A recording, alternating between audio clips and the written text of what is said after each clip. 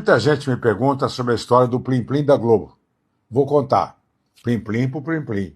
O Plim Plim foi criado por mim, inicialmente Shrek, que era uma tentativa de fazer uma separação entre o conteúdo e os comerciais para não prejudicar nem o filme e nem os anunciantes.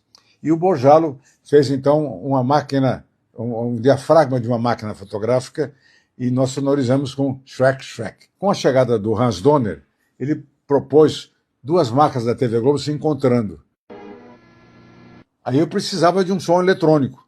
Chamei o maestro Luiz Paulo Simas, que no Minimoog criou vários efeitos. E eu escolhi aquele que ficou sendo o Plim Plim. Então, Plim Plim.